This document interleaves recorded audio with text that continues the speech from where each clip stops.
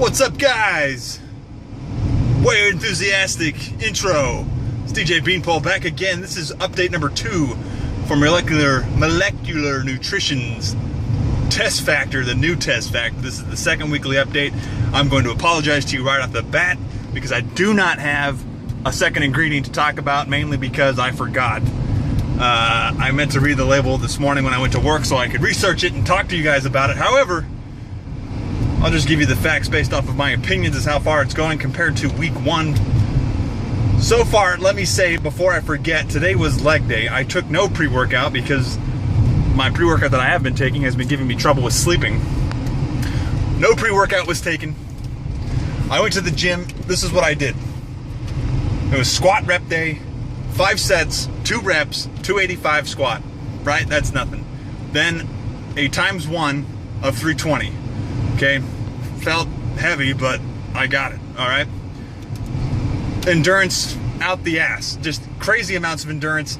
A lot of times heavy squats like that, especially in the 250 plus range. For those of you that don't know, my height is 6'9", so yeah, that's kind of a long way for me to be pushing that amount of weight. And for those of you that will argue against that point, just go and try to lift your max on stilts and make sure that you go below parallel on those stilts, and you tell me if you think it's more difficult. Anyway, so it's kind of heavy for me. So 285, 5 sets of 2 reps. Most of the time I'm taking 3 to 5 minute rest periods before going back and doing another set. No, 30 seconds to a minute, boom, boom, done. 30 seconds to a minute, I'm ready for another set. Moved on to 320, took about a 5-minute break in between that one because I started talking to some people in the gym. Hit that, felt heavy, got it up no problem.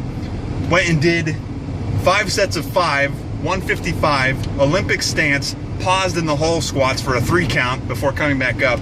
Doesn't sound like it's that hard. The pause is what kills you. Once again, my endurance was optimal at this point. Usually I am sucking wind. The sweat started coming on. Then I went to the leg press and accidentally did too many reps because I left my sheet in the car for my programming for today. It was supposed to be 4 sets of 12 reps. Instead, I did 4 sets of 15 with 513 pounds.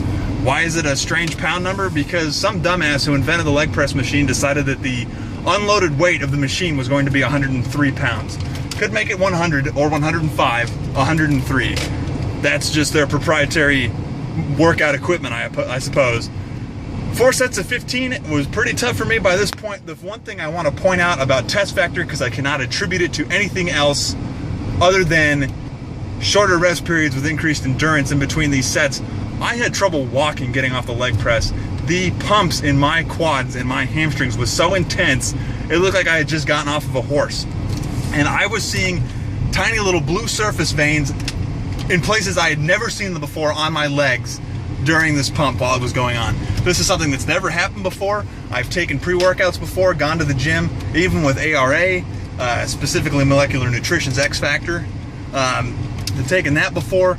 I have not gotten anywhere near the pumps I got today with no pre-workout, just with taking test factor 6 to 8 hours ago for breakfast. So compared to week 1, the pumps are a lot better. Body composition is definitely improving, at least from what I can see in the mirror. I should have taken before pictures. Maybe I can dig some up, post them on my blog so that you can follow along with the progress. Speaking of which, that is djbeanpole.com.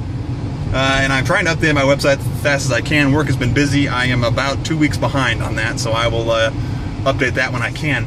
So, molecular nutrition, test factor, weekly update number 2. Things are going great. Increased pumps, increase in perceived body composition, looking better. Pumps are greater. Endurance is way, way, way up.